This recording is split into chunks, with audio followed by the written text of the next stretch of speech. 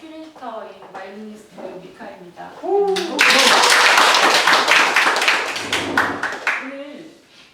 국악 갤러리 개관 기념인 주기중 작가님의 사진전 축하하러 오신 여러분들 환영합니다. 첫 번째 곡은 다 아시던 You Raise Me Up이었습니다. 작품을 걸면서 어떤 곡이 어울릴까 하고 생각해 보았습니다. 이번 곡은 바흐의 G 선상의 아리아입니다.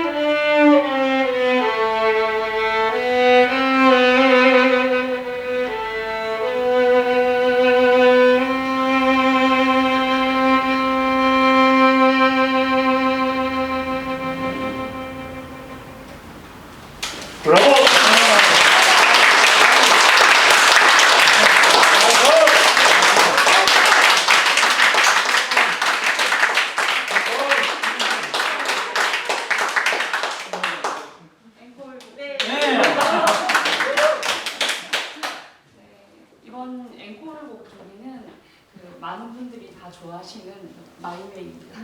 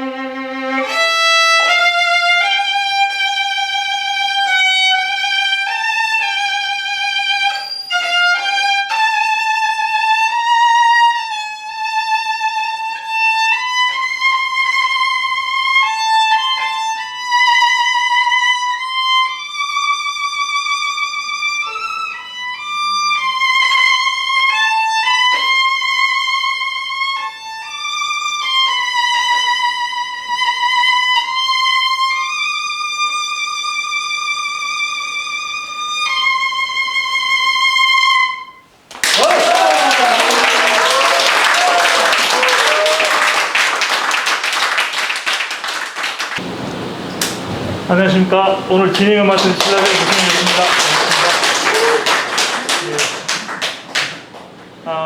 잠시 진행에 앞서서 사실 지난 우리 첫 번째 전시 때 정몽실 작가님 초대전 때 사실 설명을 제대로 좀 잘 못 드렸습니다. 오늘 저희 큐레이터라고 소속을 이제 얘기를 하고 연주를 해준 바이올리스트 미카 선생은 사실은 저희 큐레이터를 맞긴 맞습니다. 맞긴 맞던데 사실 제가 늘상 이렇게 좀 전시 때마다 부탁을 드리고 있는데 잠시 소개를 드리면은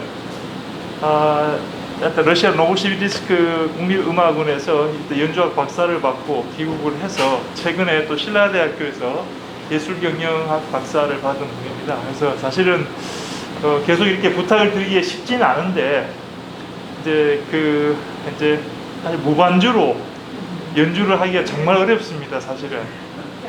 예, 정말 사실 음악을 좀 아시는 분은 이 무반주 연주가 얼마나 무모하고 또 아시는 분들은 얼마나 바보 같은 짓인지, 왜냐하면 거의 모든 게 다 드러나기 때문에 사실 굉장히 조심스러우면서도 용기 내어서 연주해준 우리 조미카 선생님한테 다시 한번 큰 박수 부탁드립니다.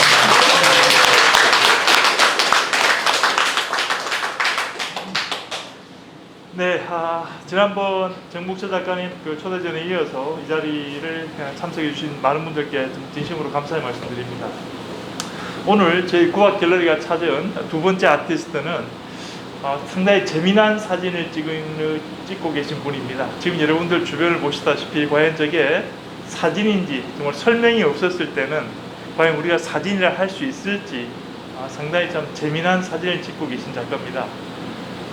이 자리에 모시겠습니다. 중앙일보 그 기자 출신의 주기중 작가십니다. 네.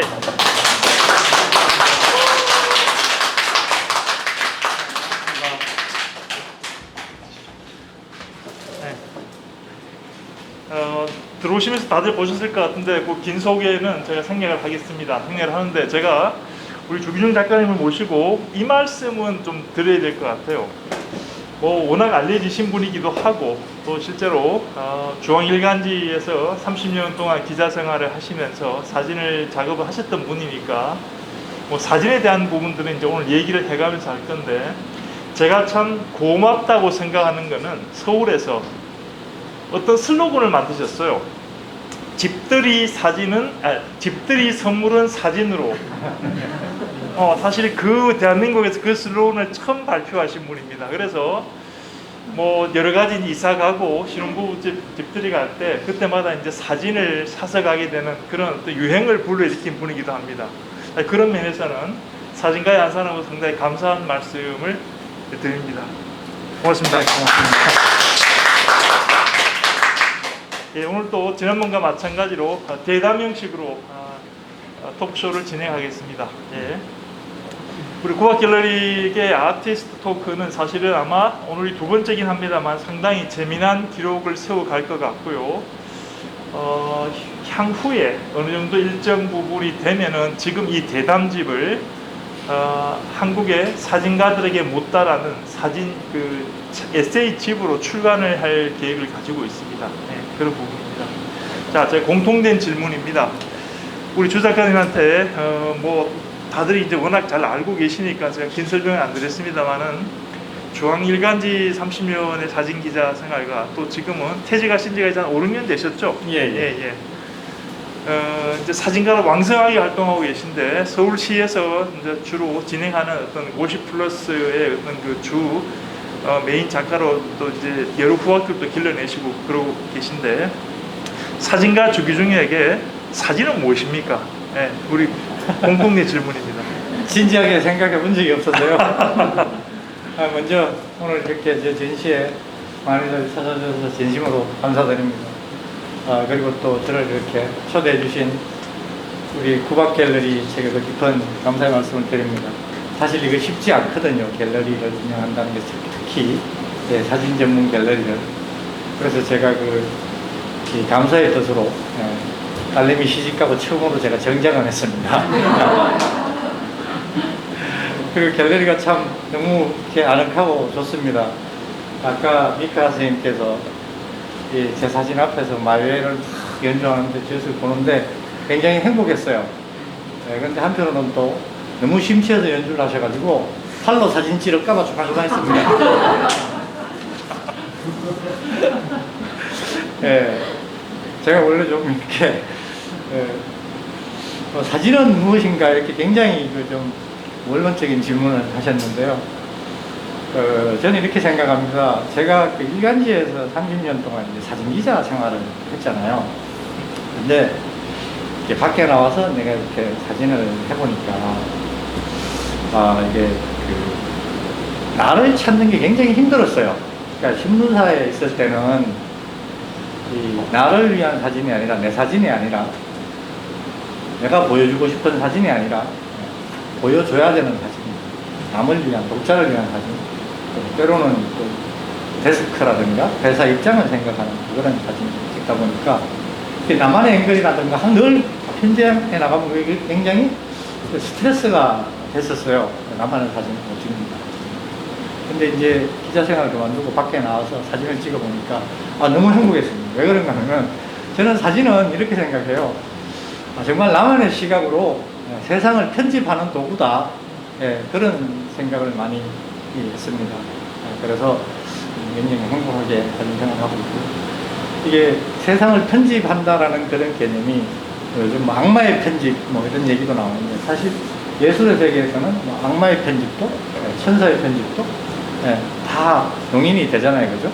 그래서 사진이라는 게 정말 재미있는 도구고, 세상을 내 마음대로 나만의 시각으로 이렇게 편집할 수 있다는 게 너무 행복합니다. 네, 감사합니다. 이 시선이 굉장히 재밌습니다. 제가 지금 우리 부산 F1964 안에 있는 국제갤러리에서 영화 감독이 사진전을 하고 있죠. 네, 아마 우리나라의 본 감독과 같이 쌍두마차를 이루고 있는 박찬욱 감독이 이제 본인을 요번에는 사진하는 사람으로 표현했어요. 그래서 일단 누군가가 물었습니다. 이 박찬욱 감독한테 왜 사진을 찍느냐? 당신은 유명한 영화 감독이지 않냐 했더니, 박찬욱 감독이 하신 말씀은 나에게 사진은 탈출구이자 해독제다라는 얘기를 했습니다. 탈출구이자 해독제다. 이게 무슨 뜻이냐면은, 영화 감독의 특성상 좀 때로는 싫은 어떤 여행이라든가 아주 오랜 여행이나 호텔 생활 같은 걸 하다 보면 좀 지치고 하는 시간이 있는데, 내게서 어떤 사진을 찍는 그 시간만큼을 위해서 하루를 뺀답니다. 특별히 그 바쁜 와중이었습니다. 그리고 그 시간이 자기 자신을 달래는 시간이라고 얘기를 했어요. 그리고 지금 우리 주기중 작가께서 말씀하셨습니다만은, 영화처럼 어떤 복잡한 어떤 층위를 다루고 있지 않고, 사진은 그 단순성 때문에 어떤 사람의 시선이 담긴다라고 이 표현을 했던 걸로 알고 있습니다. 그래서 제가 조 작가님 사진은 무엇인가 말씀을 듣다 보니까 갑자기 그 부분이 좀 생각이 나서 말씀을 드렸고요. 자, 두 번째 질문입니다.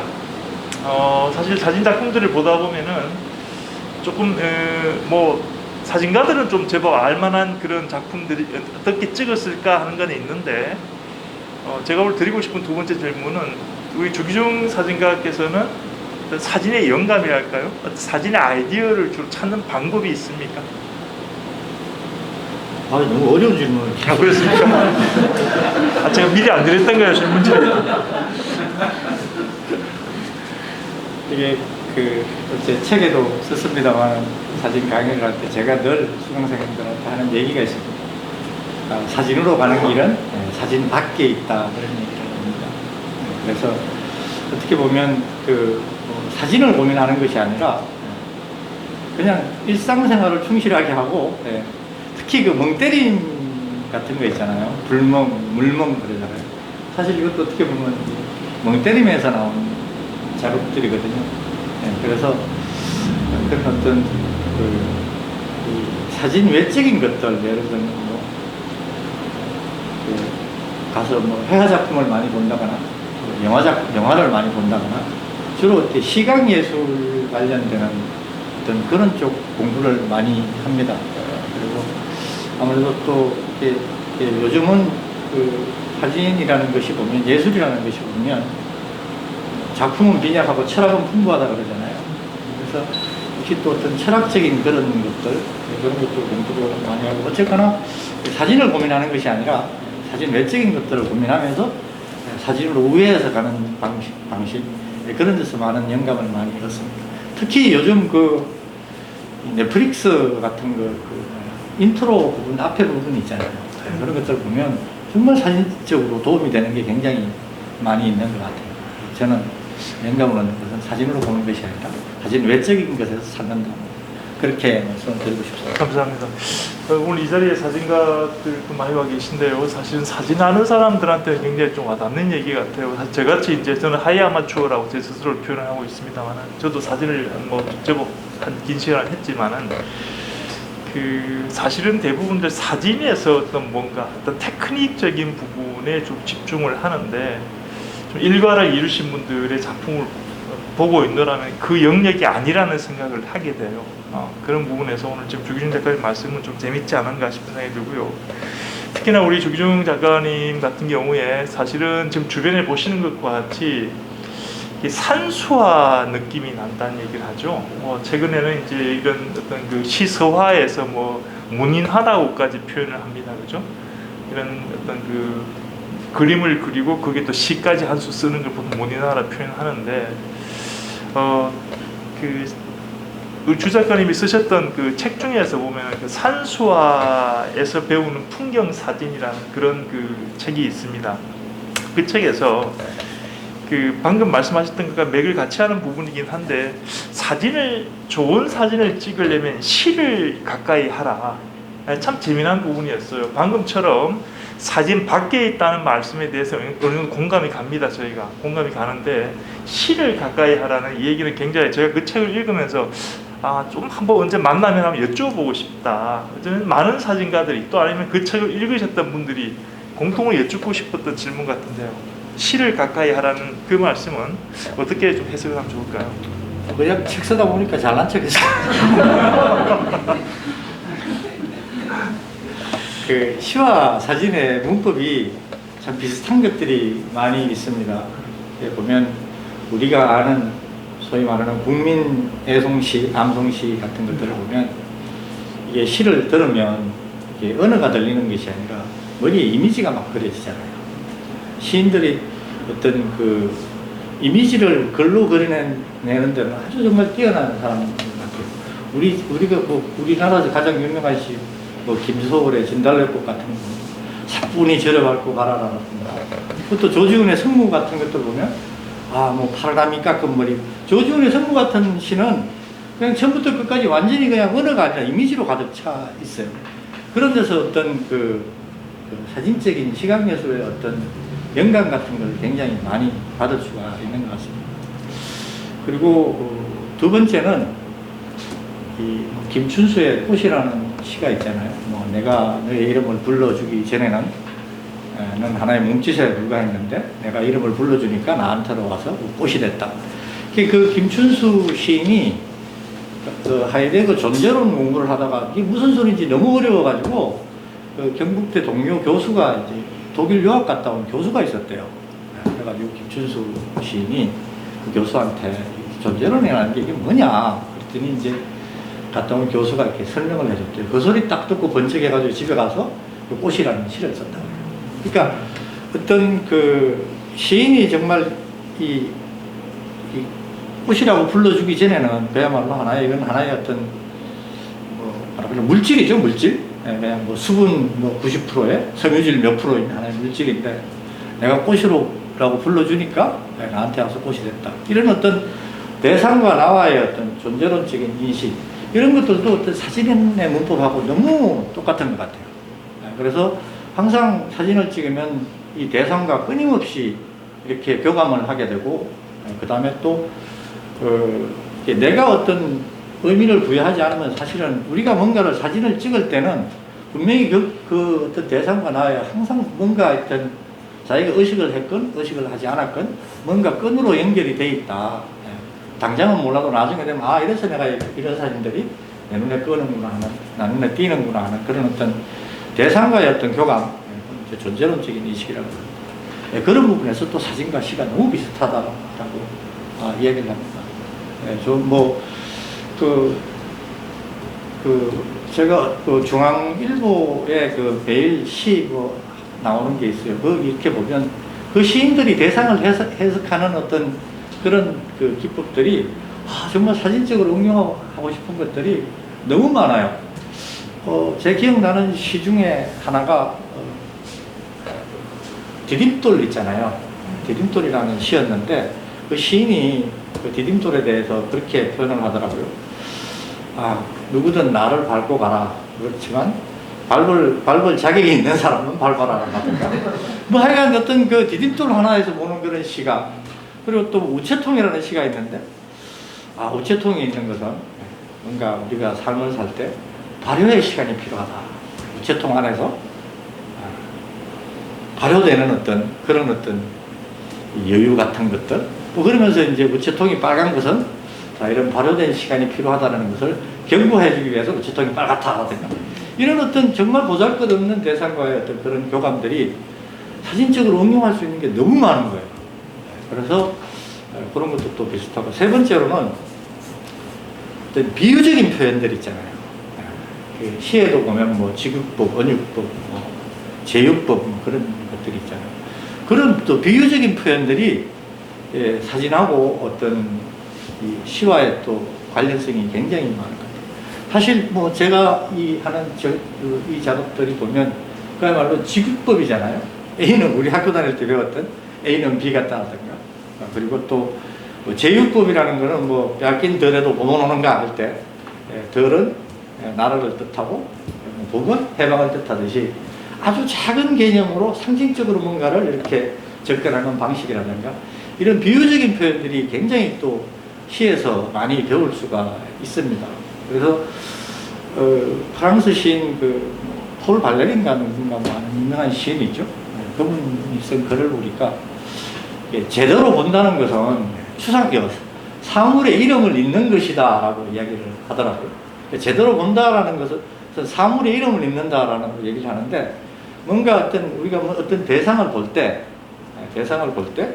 이름을 붙여주면 이 언어라는 감옥에 갇혀가지고 상상의 여지가 없어지게 되는데 그냥 이름을 읽고 형태만 보면 어떤 추상적인 하나의 어떤 형태만 보면 얼마든지 그런 비유적인 표현들이 많이 나오잖아요. 예를 들면 여기에도 산도 있고 바다도 있고 사막도 있고 서름도 있지만 여기에서 내가 여기는 사막이다 그러면 그냥 사막만 보이는데 이걸 그냥 형태만 이렇게 보면 여자도 보이고 때로는 또 웨이브도 보이고 그렇잖아요. 바다도 마찬가지죠. 이걸 바다다 그러면 그냥 바다네 하고 보겠지만 그냥 어떤 추상적인 하나의 형태, 쉐이퍼, 패턴 이런 것에 이렇게 집중을 해버리면 거기서 뭔가 비유적인 표현이 많이 나오잖아요.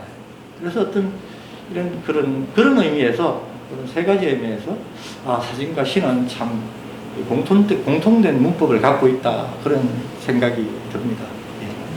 감사합니다. 오늘 새롭게 알았네요. 그 우체통의 색깔이 왜 빨간지를 시간이 반려되어서 그렇다고. 이거 굉장히 이거는 사전 같습니다. 예, 고맙습니다. 사실 저는 그 산초와 풍경사진의 주기중 작가 책에 서평을 썼던 사람입니다. 서평을 쓰면서 깜짝 놀랐던 거는 우리가 보통 어떤 뭐랄까요 시서화를 얘기하고 어떤 문인화를 얘기할 그 즈음이 되면은 중국에서 이제 송대와 당대를 보통 얘기를 하죠. 사실 문화예술이 가장 꽃피웠던 시대가 중국의 수많은 역사 속에서 그때가 아닌가. 우리 주기중 작가께서 아무리 기자 출신이라고는 하지만 그 송대와 당대 시를 거의 다 깨고 있습니다. 지금부터 한 수 어떻게 시 좀 읊어줄 수 있습니까? 내부에 물어보면 다 나옵니다. 깜짝 놀랐습니다. 사실은 글을 책을 이제 읽으셨던 분들이 아마 많지 않을까 싶은데 그래서 어떻게 사진과 또 우리 사유의 시간이죠. 사유의 시간과 이 송대와 당대의 시를 이렇게 절묘하게 엮어갈 수 있을까라는 사실 상당히 놀라움을 좀 자아냈던 시간들이 있었습니다.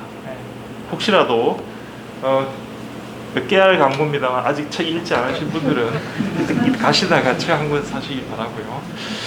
사진을 사야죠. 사진을 죄송합니다. 죄송합니다. 우리 여러분들 들어오시기 전에 제가 밖에다 개풀을 놨습니다. 딱지 안 붙이면 못 나갑니다. 사실 우리 아티스트 토크가 재밌으려면은 사실은 우리 프론트에 계신 우리 게스트들께서 좀 질문을 좀 많이 해주시고 저희가 지금 질문 시간 제가 2번 정도를 잡고 있습니다. 일단 마지막에 질문 한번 잡고 있고 제가 다음 질문 끝나고 다시 또 한번 질문의 기회를 드릴 테니까 혹시라도 요거 한번 물어봐야지라고 생각하신 분이 계셨으면은 친분이 있더라도 사실은 작가로서 이런 자리에서 한번 물어보고 싶은 질문이 있을 수가 있거든요. 그래서 기회를 일단 제가 드리겠다는 거였고요. 사실 나는 오늘 사실 이 자리에 사진이 사실은 일반적인 사진은 아닙니다. 분명히 사실 이제 사진가들은 이제 장노출이라고 또 표현을 하지요. 장노출 좀 길게 노출을 준다. 카메라가 빛을 받아들이는 시간을 좀 더 길게 준다는 건데, 주사님 괜찮으시면은 요 뭐 주변 대표작 중에서든 아니면 어떤 작품을 가지고 장노출 사진 기법에 대한 약간의 어떤 좀 뭐 얘기를 좀 풀어주셨으면 좋겠습니다. 글쎄 그 뭐 장노출 사진 어떻게 하면 잘 하는가 하는 건데 결국은 기본의 문제인 것 같아요. 일단은 장노출 잘 하려면 삼각대를 튼튼하게 잘 세울 줄 알아요. 아 이건 정말 농담이 아니고 정말 그래요. 그 제가 이 작업을 하는 날들은 보면 이게 그 굉장히 파도가 센 날만 작업이 가능합니다. 뭐 평소에 파도가 잔잔할 때도 작업을 할 수는 있지만 예를 들면 저런 어떤 이 바다에 바위가 있는데 파도가 높아서 저거를 타고 넘어가는 정도의 높이에 파도가 있어야지 이 그라데이션이 생깁니다. 마치 먹번짐 같은 그라데이션. 그러니까 높은 부분은 겉으로 드러날 때가 많고 낮은 부분은 늘 파도의 포말에 이렇게 묻히게 되니까 위에서부터 짙은 색부터 먹번짐처럼 이렇게 아래로 내려올수록 이렇게 흐려지는 그런 그라데이션이 많이 생기거든요. 그러니까 파도가 높으려면 바람이 되게 세야 되잖아요. 그렇죠? 네, 그리고 또 비가 오는 경우도 있어요. 날이 흐린 날은 대부분 보면 날이 흐리거나 구전 날은 파도가 대부분 높아요. 근데 바람도 아주 세고요. 네, 그러니까 그런데다가 이제 이 생각보다 여기에 보시는 이 바위 같은 게 되게 산처럼 커 보이지만 굉장히 작아요. 그래서 아무래도 망원 렌즈를 쓸 수밖에 없다 보니까 이 삼각대를 맞춰놓고 거기에다 이렇게 뭐 납덩어리도 올리기도 하고 삼각대를 2단 이상 뽑을 수가 없어요. 바람이 너무 세가지고. 네. 그래서 이 삼각대를 어떻게 잘 세우느냐, 잘 세워서 흔들리지 않게 하느냐가 가장 관건인 것 같아요. 정말 기본적인 얘기 같은데, 그리고 뭐 저는 다른 장르처럼 별로 안 해봤어요. 그리고 저는 좀 기계적인 거 잘 몰라요, 사실은. 그냥 제가 아는 것만 그냥 이렇게 하는데, 그리고 이렇게 특히 바다에서 장노출을 할 때는 아무래도 이제 파도가 세다 그랬잖아요. 그러니까 눈에는 안 보이는데 아주 미세한 물방울, 분무 같은 것들 있잖아요. 그런 게 되게 많이 생겨요. 그래서 뭐 한 1, 2분 정도는 그래도 뭐 괜찮은데 한 5분 이상 할 때는 이렇게 앞에 렌즈를 보면 미세한 물방울이 막 생겨 있어요. 그래서 이제 그거를 이제 카메라가 흔들리지 않게 이렇게 중간중간 닦아줘야 됩니다. 한 20분 정도 할 때는. 네, 그런 어떤 것들만 좀 주의하면 되지 않을까. 아, 그리고 이거는 뭐 그냥 그 아마추어들도 뭐 초보자도 다 아는 얘기지만 이렇게 장노출할 때는 카메라 이렇게 검은 천으로 세워놔야 되는 건 아시죠? 네. 빛이 안 들어가게. 그거 외에는 별로 그렇게. 아, 그리고 뭐 이 작업에 대한 걸로 제가 북한에서 말씀을 드릴게요. 이렇게 이렇게 뭐 제가 강의할 때도 늘 얘기를 하지만 항상 사람의 눈으로 보지 말고 카메라의 눈으로 봐라라고 얘기를 합니다. 그러면 우리가 장노출을 한다고 생각을 하면 장노출 카메라의 눈으로 봐야지 미리 예측이 가능하잖아요. 네. 그러니까 예를 들면 이런 사진 같은 경우도 보면 그냥 이런 파도가 없을 때는 눈으로 보면 이런 모양이 산 모양도 나오지도 않아요. 근데 장노출의 눈으로 이렇게 보면 아 여기에서 이렇게 포말이 생기면 앞뒤 사이에 포말이 끼겠구나.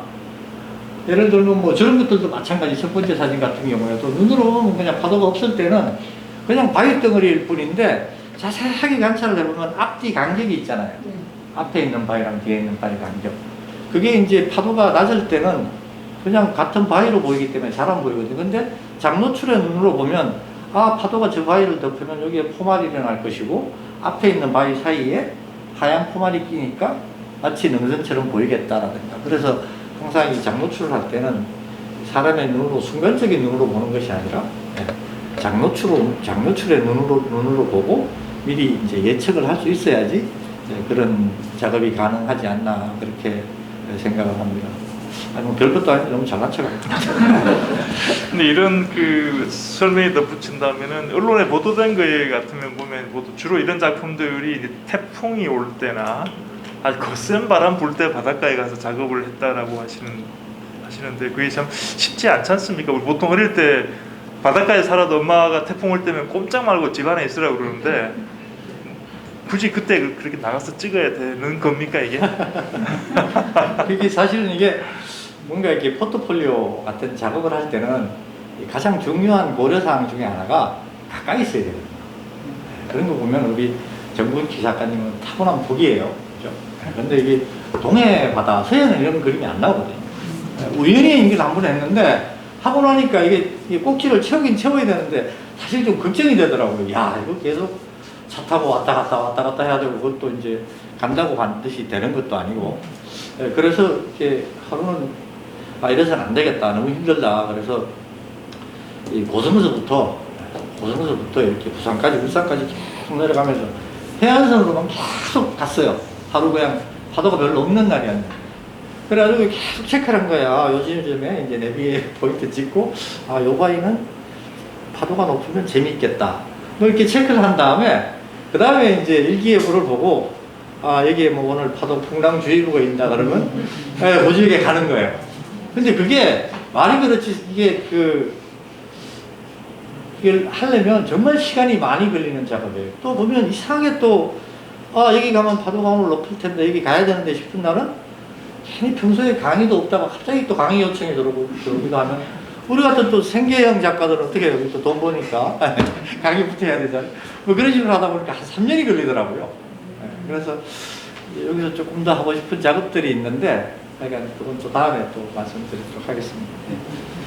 가장 추천할 만한 노출 장소 칠봉국도나 뭐 지금 말씀하실 때 강릉 경포에서 이렇게 포항 울산까지 봤을 때 어느 정도를 한번 추천하고 싶습니까? 만약에 예를 들면 이런 흑백으로 수묵화 같은 분위기를 내려면 이게 보니까요. 이렇게 다녀보니까 이 울산서부터 이렇게 고성으로 가잖아요. 그런데 이게 남쪽이 바위 색깔이 더 짙어요. 저쪽 위로 올라가면 굉장히 바위 색깔이 좀 이렇게 뭐랄까 주황색이라 그럴까. 그런데 이쪽에 내려오면 특히 여기 이제 경주 양남 주상절 있잖아요. 그런 데가 좋더라고요. 그런 데가 보면 바위 색깔이 새카매요. 그래가지고 포말이 막 이렇게 계속 덮치면 이게 그라데이션이 굉장히 예쁘게 생기는데 이 바위 색깔이 너무 밝으면 이게 바위가 너무 희게 나와요. 그래서 어떤 이런 먹번짐 같은 이런 효과가 좀 줄어드는 것 같아요. 그 경주 양남 주상절 사진이 여기 많이 있어요. 이것도 거기서 찍은 거죠. 그리고 이것도 책 표지도 거기서 찍은 거고, 저기 하늘색으로 된 거죠. 가운데 것도 거기서 찍은 거고요. 그렇게 그리고 저기 제가 백두산 천지 같다고 이렇게 했던 저것도 거기서 찍은 거고, 바위가 색깔이 검을수록 이 장노출하면 그 맛이 나더라고. 참고로 아시겠지만 경주 주상절리는 좀 사진가들한테 사실 조금 위험합니다. 혹시라도 오늘 이 토크 듣고 그냥 멋모르고 폭풍 오는 날 갔다가 큰일 날 수 있습니다. 왜냐면 사실은 거기가 맞아요. 굉장히 작업을 하다 보면은 조금 이제 앵글을 바꾸고 싶다면 조금 더 들어가고 싶어지는 그런 곳이라서 정말 예쁜데 예쁘면 참 저 가시가 있다는 얘기처럼 주상절리는 좀 조심해야 될 곳이 아닌가. 자, 요쯤에서 한번 혹시 프론트에 자, 주기중 작가한테 오케이 이 시간 기다렸다 하면서 좀 질문하고 싶은 부분이 있으면은 지금 단약이 뭐 어떤 질문도 좋습니다. 질문하시고 싶은 분이 있으십니까? 질문꾼이 원래 지난번 이쪽에 계셨었는데 오늘 그분이 안 오셨습니다. 네. 반갑습니다. 예, 반갑습니다. 제가 그 작가님 만나기 전에 정보를 잘 몰라서 얘기를 되게 많이 그려보게 해봤습니다. 그래서 감사한 분이 내려오시는데 제가 이렇게 저도 이제 네이버를 검색해서 작가님의 책이 나왔던 저는 문학을 전공하다 보니까 글에 상당히 많이 떨리고 글을 보고 사랑에 빠지는 스타일입니다. 그래서 작가님의 글을 보고 되게 비록 그 이전에 그 신문사에서 이렇게 글을 쓰셨지만 사진을 예술을 하시면서 이렇게 글을 너무 이렇게 힘있게 힘은 아마 그 경력에서 나오셨을 거라 생각하고 그리고 여유도 한때 겸비하셔가지고 진짜 꼭 한번 보고 싶었습니다. 그래서 책을 읽으면서 계속 상상력을 자극하는 그러니까 보통 우리가 상식적으로 제 경우는 예술을 잘 이런 그 사진 예술을 모르기 때문에 사진을 찍고 거기에 대한 설명을 보통 하는데 SNS 올리고 그러면 사진 작가님은 작가님의 이야기를 하면서 하나씩 자신의 이야기를 이렇게 사진을 펼쳐 보여주시더라고요. 간간히 시도 적으시고, 그리고 간간히 우리가 알고 있는 그리고 우리가 모르는 시까지 이렇게 소개도 해주시고, 거기에서 많은 감동을 느껴서 오늘 꼭 한번 만나 뵙고 제가 사인을 받을 수 있다면 한번 바꿔보고 싶다라고 생각을 했습니다. 저는 이렇게 스무드 같은 이런 그림을 보면서 저는 먼 산에서 산까지 올라가셔가지고 혹은 드론이나 이런 거 찍어질 거라고 생각을 했습니다. 사실은 상상력이 깨질까 사진을 많이 구경하려고 여기서 보려고요. 그 내용도 안 보고 왔는데 산이 있지 않을까라고 했는데 바다에서 하늘에서 바라보는 그 시선으로 이렇게 사진을 찍으셨더라고요. 바다에서 하늘을 바라보고 싶은 그 시선은 어떤 느낌일까? 왜 바다에서 하늘을 찍고 싶었을까? 하늘 모양을 한 그런 게 되게 궁금했습니다. 우주를 보여주고 싶으신 건가?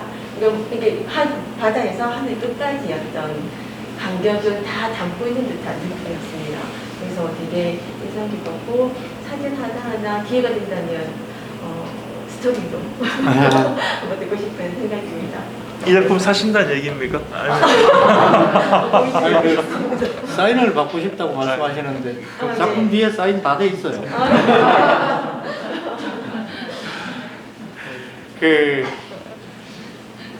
제가 그 작가부터 얘기 안 붙어 있는데 물멍 제가 아까 말씀드렸잖아요.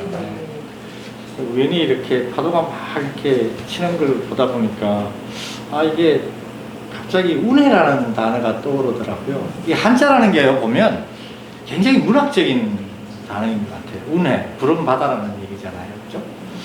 네, 그래서 이제 그 사진을 장노출로 해서 이렇게 산하고 비슷한 모양이 나오는데, 그래서 어떤 뭐라 그럴까, 태초에는 산하고 바다는 거의 한 몸이었잖아요.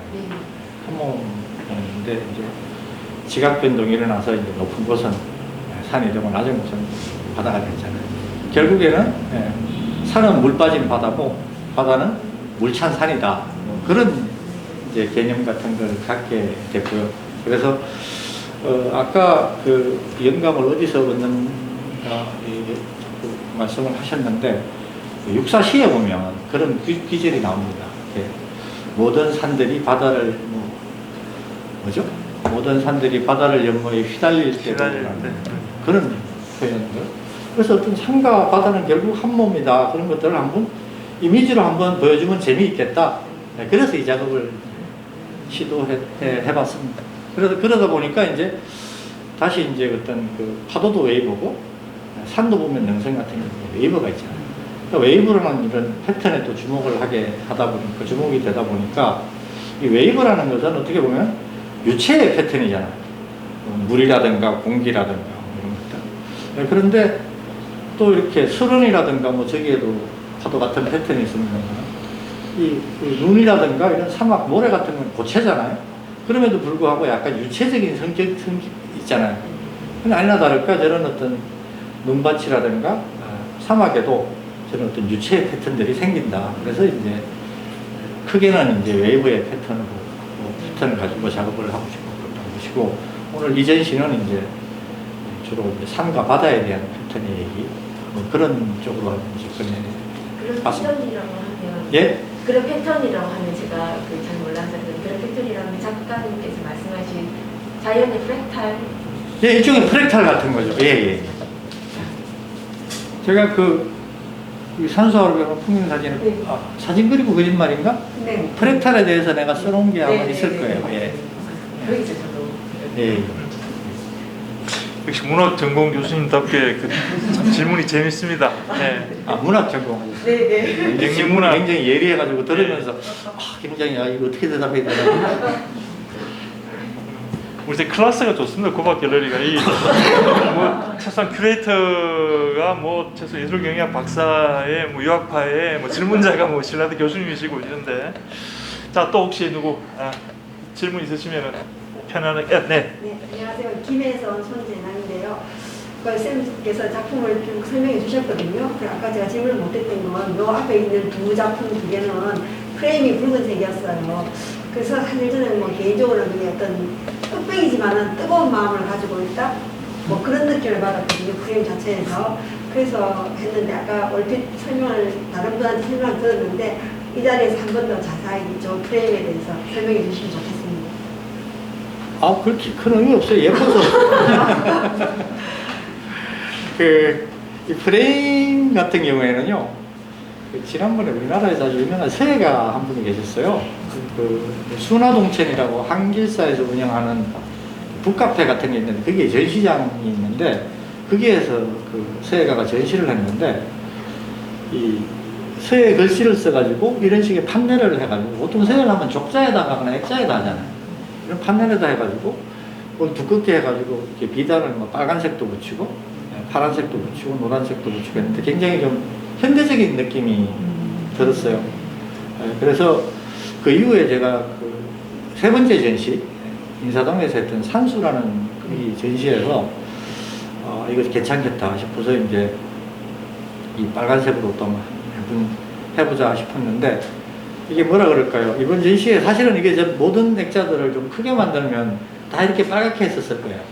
그런데 이 뭔가 좀 산뜻하면서도 좀 정신이 번쩍 드는 뭐 그런 느낌을 주는 것 같아서, 네.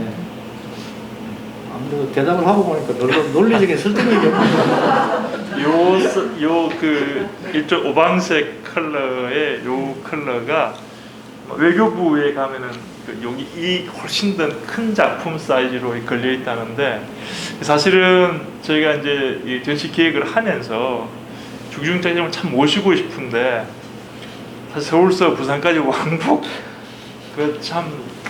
사실 원래 갤러리가 부담해야 되거든요. 그 아트 트랜스랑 무진동 차량비 이런 건데, 저희가 사정이 그러다 보니까 그냥 당신 차로 오세요 해서 큰 작품이 없습니다.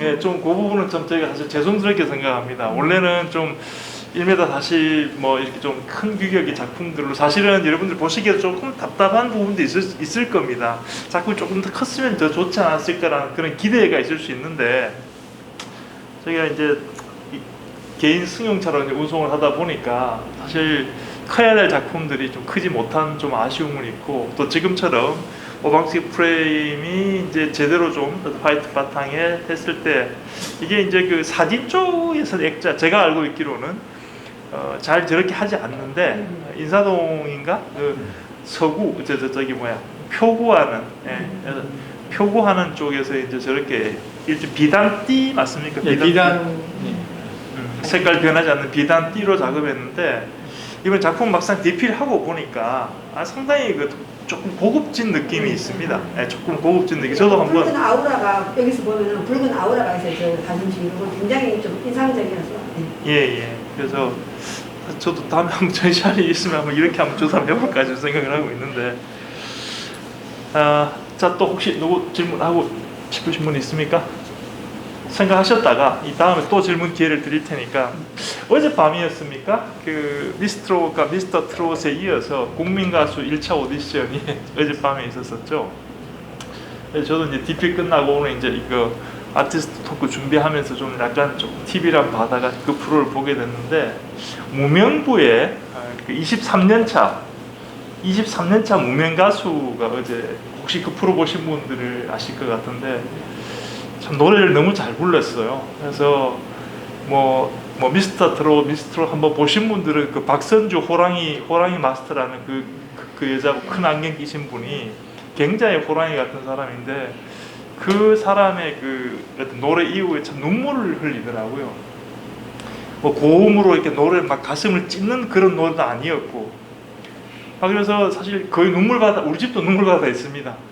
노래를 너무 아름답게 불렀어요. 사실은 이미 국민 가수의 끝이다, 2차 오디션 볼 것도 없다, 이런 얘기도 있었었는데, 제가 왜 이 말씀을 드리냐니까, 어제 마침 이제 그 장면에서 사회자가 얘기하셨나요?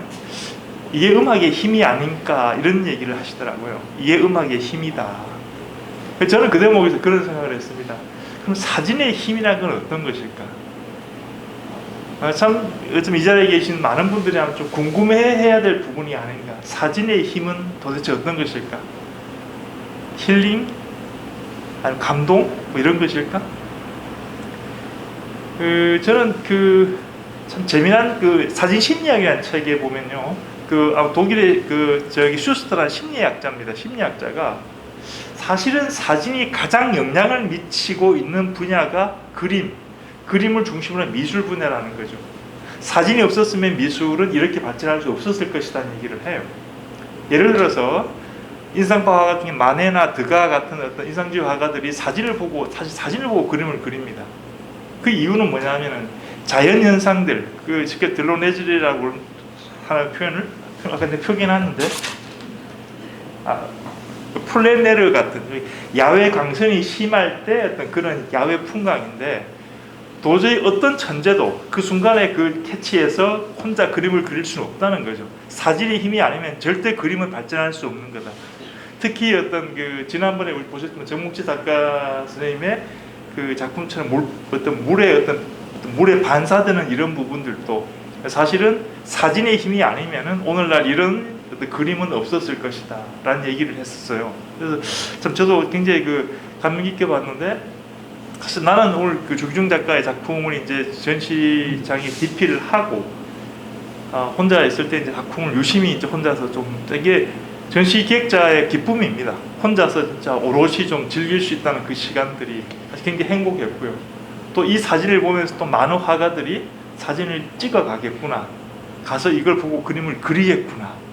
그래서 사진의 힘이 또 그런 영향력을 미치고 있다는 것도 한 말씀을 같이 올립니다. 자, 다음 질문 먼저 드리겠습니다. 자, 이건 좀 일반 사실은 작가께서 질문을 해달라고 하셨던 겁니다. 이거는 왜냐하면 제가 하면 장사가 될 것 같아서, 작품의 가격과 어떤 크기, 또 에디션은 어떻게 정하는가, 사실 이게 민감할 수도 있지만은 사실은 아셔야 될 부분이고, 또 한 번은 우리가 얘기를 해야 될 부분입니다. 도대체 작품 가격은 어떻게 정하는가, 어떻게 정합니까? 그런 얘기 안 하기로 해놓고. 그렇습니까? 제가 이런 질문을 하라 그런 거는요, 네.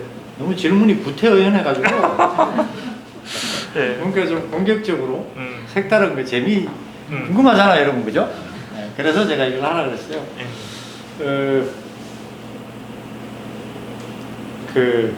골프에 비유하면요, 드라이브는 쇼고 퍼팅은 돈이라 그러잖아요. 작품도 큰 거는 쇼고 작은 게 돈이거든요. 우리 같은 생계형 사진 기자들한테, 사진 작가들한테. 뭐 농담이고요. 농담이고, 작품 사이즈는 일단은 갤러리의 크기도 생각을 해야 되고요. 생각을 해야 되고, 그리고 제일 크게 만드는 것들, 그러니까 절대적인 크기가 아니라 상대적인 크기로 내가 제일 크게 만들어야 되겠다 하는 것들은 아무래도 내가 가장 애착이 가는 사진을 제일 크게 만들겠죠. 근데 이제 그 사진가의 또 생각이랑 또 큐레이터의 생각 또는 디자이너의 생각이 다 다르더라고요. 그러니까 디자이너 같은 경우에는 좀 더 사진 작가보다는 더 정교하게 들어가는 것 같아요. 큐레이터라든가 디자이너들은. 이분들은 어떻게 얘기하는가 하면은 사이즈에 따라서 느낌이 달라지기 때문에 그 느낌을 가장 잘 살릴 수 있는 사이즈를 제일 크게 해야 된다라고 그렇게 이야기를 합니다. 그래서 뭐 지금 이 사이즈에 대해서는 저한테 다 이름을 해가지고, 저 같은 경우에는 지금 사이즈가 여러 가지 사이즈가 있는데, 제가 가장 좋아하는 사진을 크게 만드는 것 같습니다. 그리고 뭐 작품 가격이 사실 예술 작품의 가격이라는 것은 무슨 이게 양말 공장에서 물건 생산하는 게 아니잖아요. 그래서 이 가격의 어떤 예술 작품의 가격은 가장 합리적이고 공정한 가격은 내가 어떤 작품을 사가지고 되팔았을 때 가격이 진짜 가격이 아닌가, 그런 생각을 합니다. 그런데 작품 가격, 제가 여러분들 뭐 지금이라도 휴대폰에 내 사진 한 장의 값선이라고 검색을 해보면, 제가 몇 년 전에 블로그에 한번 썼던 적이 있어요. 썼던 적이 있었는데, 그 작품 가격은 뭐 기본적으로는 작가가 정하겠죠. 자기가 노력한 만큼의 어떤 그런 이제 가격을 정하는데 뭐 잘 아시겠지만 이 사진은 어떤 희소성을 높이기 위해서 이제 에디션이라는 게 있잖아요. 그래서 내가 만약에 뭐 작품 100만 원짜리인데 에디션이 10개다. 그러면 회화에 비교를 하면 내 작품 하나는 이 정도 사이즈면 내가 중견 화가 정도 된다. 그러면 그 그림 하나의 값을 이제 생각하면서 이제 작가들이 값을 매기겠죠. 근데 사실 정답은 없잖아요. 그래서 제가 내 사진 한 장의 값선이라는 그 글을 쓸 때 정말 이 예술하는 사람들한테 죄송한 얘기지만 자 이걸 그러면 정말 철저한 경제 논리로 원가 개념으로 한번 계산을 해보자. 그래서 이제 쓴 글이 바로 거기에 들어 있습니다. 그래서 그 대부분 사람들은 이렇게 그 원가 개념을 얘기를 하면 자 프린트 하는데 얼마, 액자 하나 만드는데 얼마, 이걸 원가라고 생각을 하잖아요. 근데 이게 참 정말 잘못된 거죠. 예를 들면 특히 요즘같이 카메라 장비가 급속하게 계속 바뀔 때는 적어도 3년에 4년에 한 번씩은 장비 감가상각도 거기에 포함이 되겠죠. 그죠? 네, 그리고 또 3년 동안 동해 왔다 갔다 하면서 길값이 얼마나 들어갔겠어요. 그죠? 네, 뭐 그런 것도 원가 개념에 들어갈 수가 있을 것이고 또 갤러리 측의 입장에서도 봤을 때 여기 아마 갤러리가 최소한 월세 한 2억은 들어갈 것 같은데 그런 어떤 갤러리의 또 입장들이 있고 그런 것들이 모두 어우러져서 이 작품 가격을 이제 결정을 하게 되더라고요. 근데 얼추 이렇게 제가 계산을 해보니까 뭐 이런 거 얘기해도 되는지 모르겠는데 톡해놓고 얘기해서 저도 서울에서 전시 기획을 많이 하거든요. 조그만 사무실이지만 뭐 선물전도 하고 이렇게 해봐요. 그래서 이렇게 작품들을 받아서 작가들이 가격을 매기는 걸 보면 정말 심플하게 이렇게 계산을 해보면 A급 작가들은 액자 가격의 한 7배에서 10배 프린트 액자 가격에서 그 다음에 뭐 조금 아래 작가들은 또 뭐 한 5배 보통 한 5배 정도가 적정 가격인 것 같아요. 그리고 실제로 제가 경제 논리로 이렇게 원가 개념으로 막 계산해 봤을 때 어떤 개념도 대부분 그 정도 선에 나오는 경우가 많이 있더라고요. 너무 민감한 얘기를 근데 뭐 그렇게 이해해 주셨으면 좋겠습니다. 근데 사실은 궁금할 것 같아요.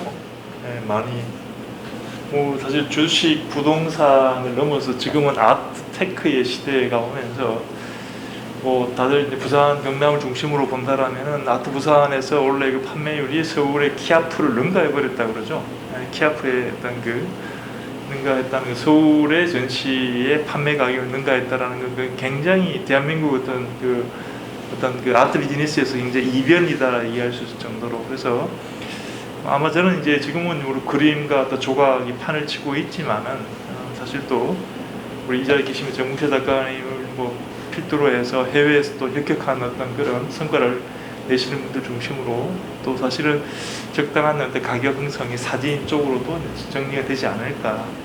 제가 우리 주기중 작가님한테 참 감사하다 싶은 부분은요. 물론 제 주머니 사정을 생각하셔서 이제 작은 작품들 위주로 가져오셨지만은 작품 가격을 너무 착하게 내놓으셨어요. 네. 정말 혹시 요 지금 그 뒤에 가격표가 붙어 있습니다. 아마 보시면 깜짝 놀라실 겁니다. 네. 사실 제가 제 작품 가격표보다도 제가 갑자기 그걸 보고 나서 느낀 게 내 작품 가격이 내려야 되는구나라고 생각을 했습니다. 그럴 정도로까지 사실은 굉장히 착한 가격을 해주셨는데 갑자기 장사모드로 지금 아니 그게 아니고 또 적당히 해야 될 부분들은 해야 될 것 같아서요. 그래서 사실은 에디션을 어떻게 정하고 작품의 크기 사실 갤러리 또 환경을 얘기하셨는데 아마 사진 하시는 분들은 잘 아실 거예요. 사실은 정말 주기중 작가의 작품도 사실 보면 대부분은 사실 조금 컸으면 하는 바람들이 있을 거예요. 조금만 더 컸더라면 어땠을까라는 정말 웨이브의 어떤 그 힘이 느껴지는 아까 말한 기의 어떤 흐름을 본다라면은 좀 하더라고요. 저도 사실은 이제 작품을 이제 이렇게 디스플레이를 하고 한참을 바라보다가 참 미안하다라는 생각을 사실 했었습니다. 조금만 더 어떤 좀 트럭이 오갈 수 있는 정도의 여유만 있었더라면은 그냥 왕복 차비 드리는 건데라는 이런 생각을 했었었는데 그 작품 크기에 대해서 한번 보충 말씀을 조금 드리면요.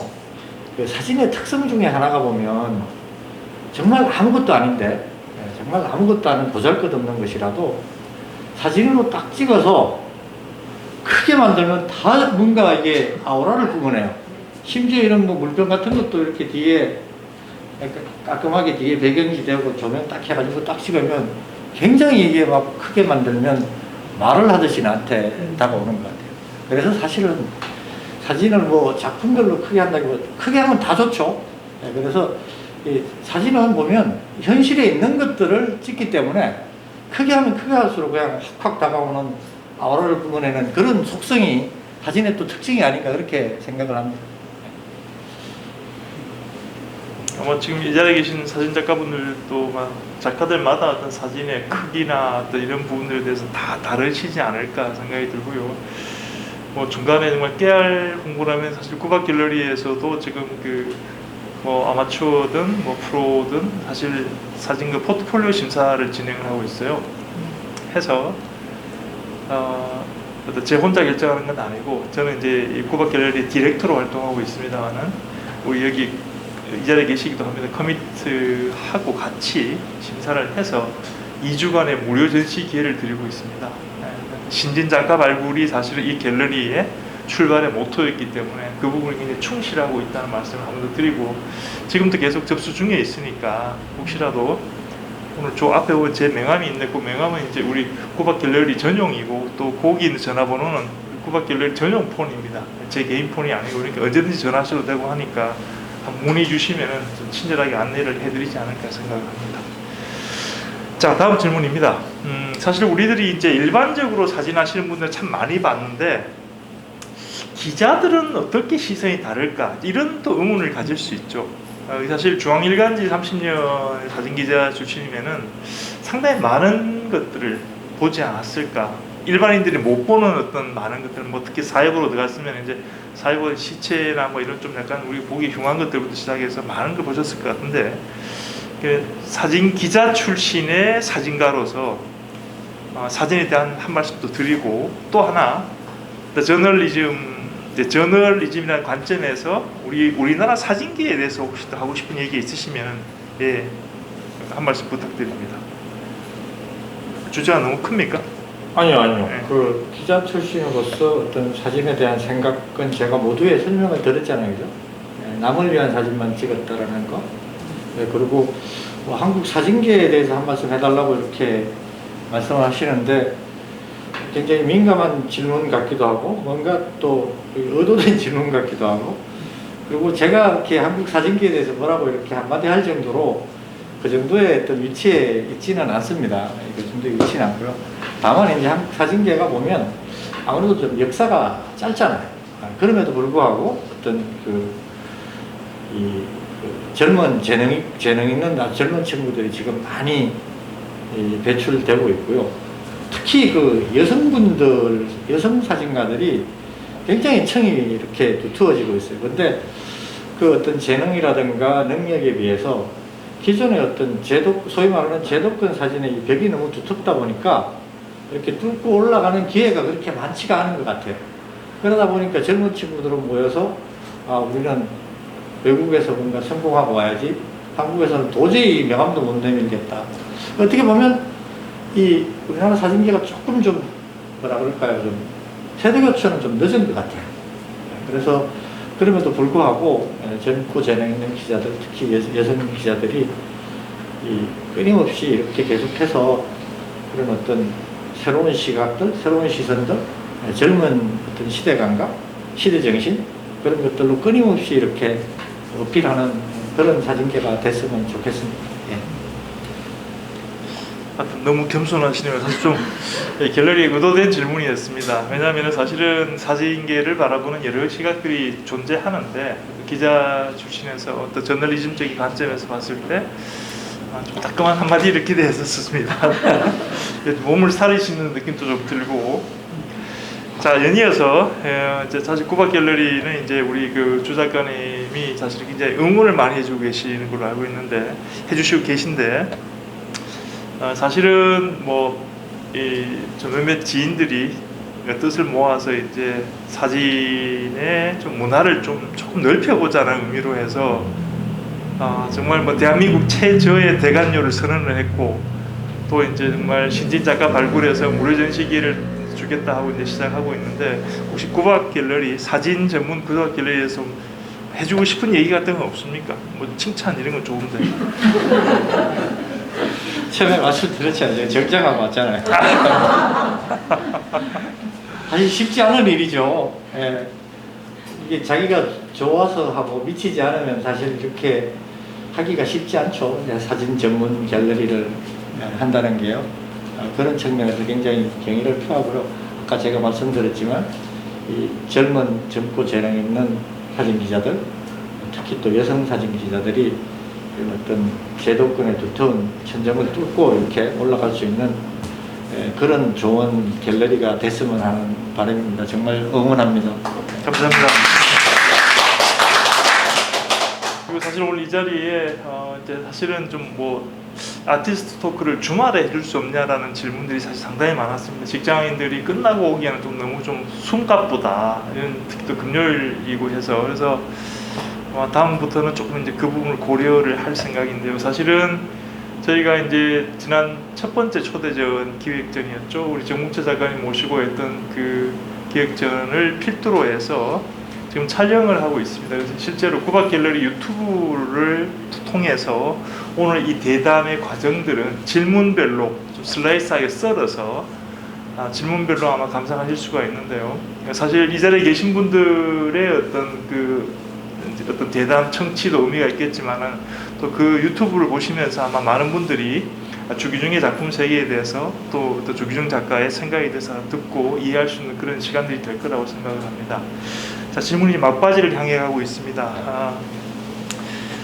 사실은 거의 이제 제가 드리고 싶었던 좀 사실 좀 짜여지고 아까 말씀 빌리면 구태의연한 질문은 거의 다 한 것 같아요. 사실은 한 것 같은데 일단 관객과의 그 마지막 대화에 앞서서 어쨌건 사진전을 이렇게 멀리 부산에 와서 전시를 하시면서 이제 어떤 주제 구애받지 말고 이런 얘기는 내가 좀 하고 싶다 싶은 얘기가 있으시면 좀 해주시죠. 저요? 예.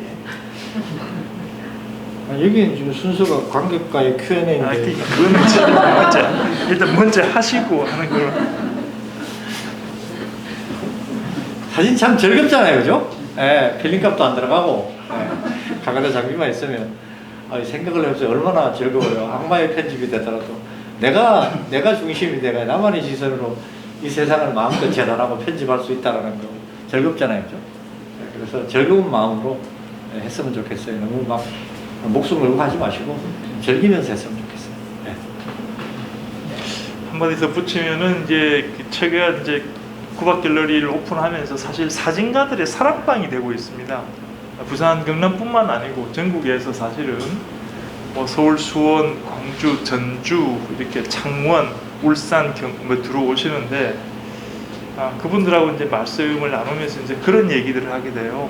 어쨌건 만약 선생의 위치에 있다라면은 전시를 응원하자.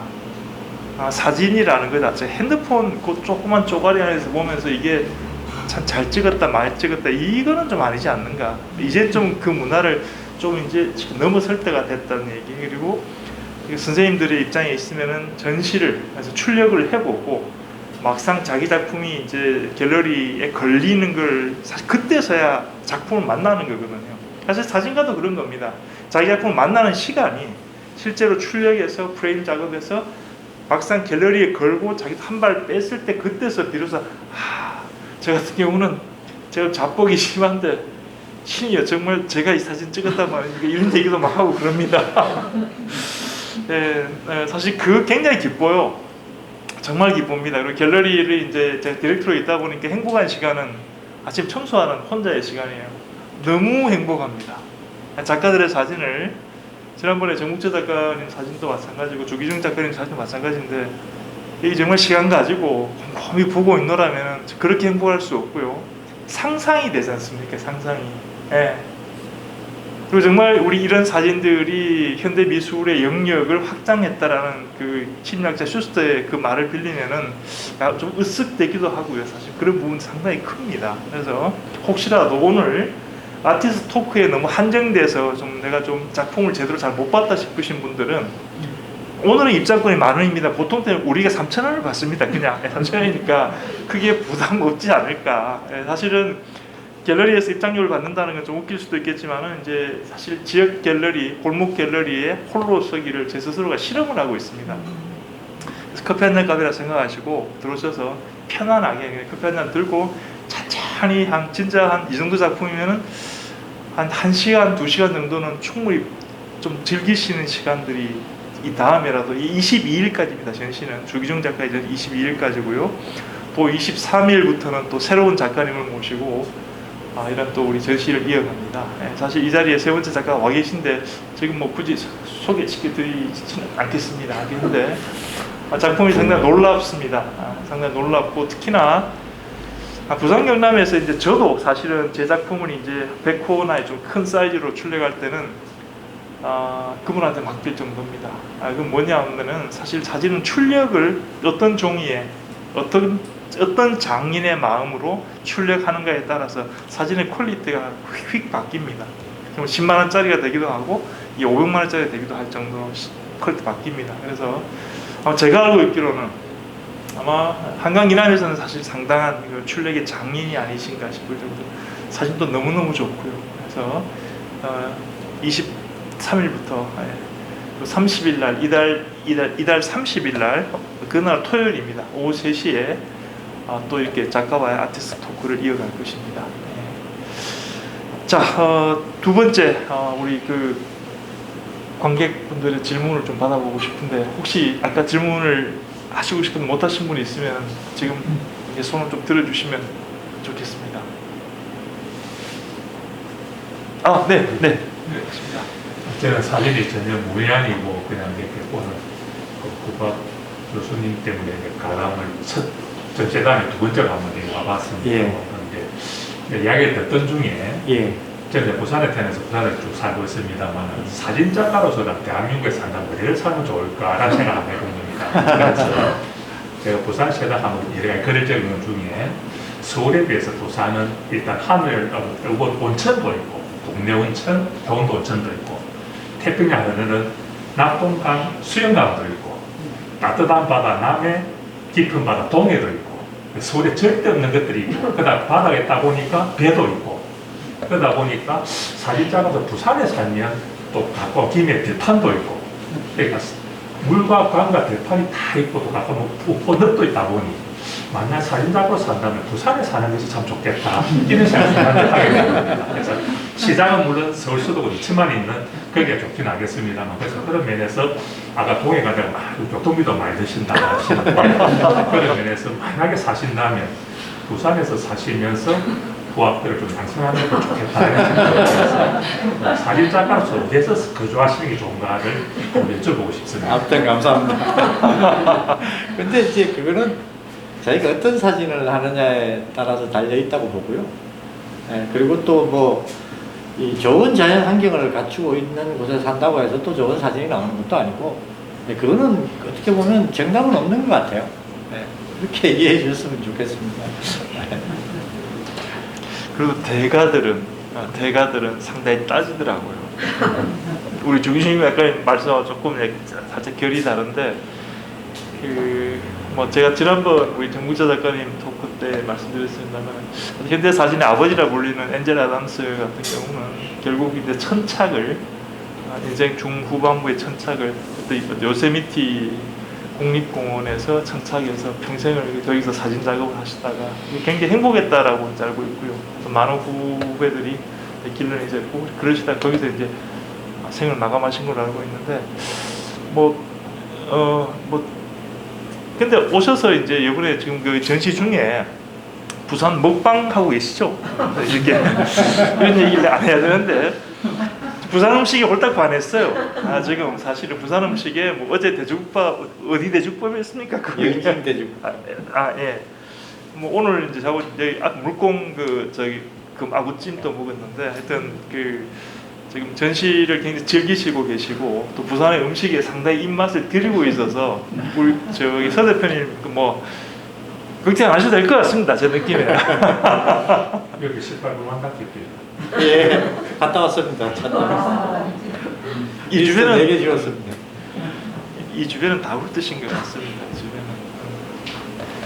자, 또 혹시 누구 뭐 질문하고 싶은 분 없습니까? 하나만 더. 네네. 예. 많이도 죄송합니다. 제가 생각하기로는 지금 사진 작가님께서는 기자 생활하셨을 때는 역사를 찍으셨을 거라고 생각을 합니다. 한국의 기사든 세계 기사든. 지금 작가님이 지금 찍고 계시거나 아니면 미래에 찍게 될 사진을 어떤 종류의 한 단어로 표현하실 수 있을지 궁금합니다. 죄송합니다. 다시. 지금까지 그 사진 기자로서는 역사를 찍으셨는데 지금 그리고 미래에는 무엇을 찍을지에 대해서 한 단어로 말씀해 주시면. 너무 어려운데. 근데 사실은 굉장히 중요한 질문인 것 같아요. 우리가 요즘은 이게 작가들이 작품을 하면 내가 예를 들어서 이렇게 어플라이를 하잖아요. 어떤 뭐 유명 갤러리에 이렇게 한다 그럴 때 어플라이를 하면 과거에 내가 어떤 작업을 했는지, 현재는 지금 어떤 작업을 하고 있는지, 앞으로는 어떤 작업을 할 것인지에 대한 그 리스트라든가 거기에 대한 설명이 사실은 있어야지 그 포트폴리오 심사 때는 항상 그게 들어오고요. 그리고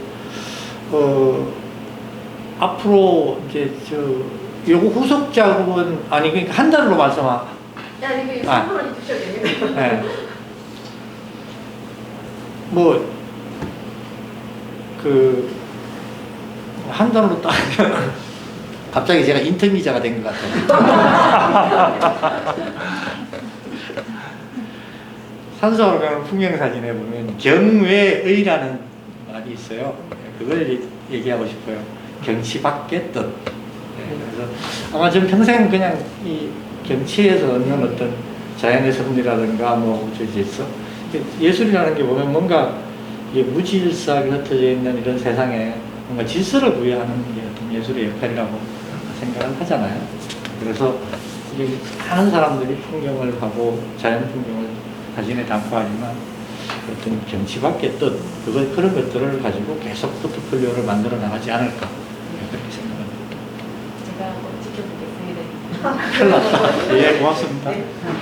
우리 조 작가님 답에 대해서 아까 제가 그 박찬욱 사진 아는 사람, 박찬욱 감독 뭐 사진 작가라고 이제 표현이 될 것 같아서 전시를 하고 있으니까 그 끝에 어떤 그 언론에 보도됐던 내용을 보면은요, 영화가 의도되고 디자인되는 것이 가능하다면은 사진은 멈춰있는 단일 이미지 안에 어떤 독자적 완결성을 가진다라고 표현했어요. 독자적 완결성. 사진 하시는 분들이 그 프레임에서 못 벗어납니다. 그 사실 매력에 빠지기 시작하면 사실은 뭐 많은 분들이 사진 하시는 분들 공감을 하실 거라고 저는 생각을 하는데요. 참 외롭고 돈도 안 되고 참 배고프고 하지만은 그 어떤 작업을 그냥 꾸준히 뚜벅뚜벅 걸어가면서 많은 분들과 얘기를 해봤지만은 주제를 좀 이제 새로운 주제를 찾기도 하고 또 고집스럽게 나의 이 주제를 이제 그 주제에 아직까지 찾을 게 있다라고 해서 찾아가시는 분들도 있고요. 예. 뭐 우리 조기중 작가님 같은 경우는 사실은 저는 이제 퇴직하신 지가 중앙일보로 나오신 지가 이제 한 5, 6년 정도 되셨으면은 이제 곧 또 다른 어떤 새로운 어떤 모험을 시작하지 않을까, 그 에너지를 제가 이제 봐서 저희 꼬박길을 두 번째 작가로 사실 초대를 했거든요. 제가 그 진행자의 직권으로 질문을 한번 부탁드려 보겠습니다. 사진가 이경희 작가님 안에 계시죠? 예, 사진 활동을 굉장히 왕성히 하신 걸로 알고 있는데 그 뭐 조기중 작가님한테 직접적인 질문도 좋겠고 아니면 또 이 자리를 좀 더 풍성하게 하기 위해서 이런 질문 하나 필요해 왜 안 하지 하면 또 이런 생각하고 계신다면 어떤 게 있을까요? 평소에 저는 반갑습니다. 저는 이경이라고 합니다. 평소에 저는 그 궁금증을 해답을 사진을 찍으면서 구하고 있기 때문에 사실 지금 말려서 표현하기가 되게 힘든 상황이고요. 아, 네네. 네, 제가 그 해답이 있을지 없을지는 모르지만 저도 계속 마음속으로 해답을 찾아가는 과정 중에 있습니다. 이것으로 가능하겠습니다. 네. 아티스트 맞으시네요. 네. 자, 오늘 뭐 제가 계속 질문을 뭐 추궁할 수는 없는 상황인 것 같고 이게 사실 그 실시간 온라인 같으면 이게 보통 보면 이렇게 쳐서 질문도 좀 받고 이렇게 하는데 아직 저희가 그 장비까지 시스템이 준비가 안 되어 있습니다. 사실 오늘 그 주말 연휴의 시작이고 또 그 참 부산국제영화제를 이기고 그 유혹을 이기고 이 자리에 참석해 주신 분들께 정말 진심으로 감사를 드리고요. 또 이제 이 콘서트를 이제 주관했던 입장에서 사실은 참 많이 이제 우려했었어요. 사실 타 지역에 가서 특히나 주말에 연휴의 시작 날에 이런 걸 한다라는 게 사실 좀 굉장히 모험적이긴 한데 사실 우리 조기중 작가님하고는 한 번도 안 오면 어떡하지 사실 이 우려를 굉장히 많이 했었습니다. 그럼에도 불구하고 이렇게 귀한 시간을 함께 해주셔서 정말 감사합니다. 정말 감사하고요. 뭐 어떤 눈빛에서 느껴지는 이런 응원들을 모아서 구박결례는 애초에 그 모토였던 설립의 모토였던 신진 작가 발굴이라는 초심을 잃지 않고 뚜벅뚜벅 걸어가겠습니다. 계속 응원해 주시고요. 다음 3회 때 뵙겠습니다. 예, 오늘 고맙습니다.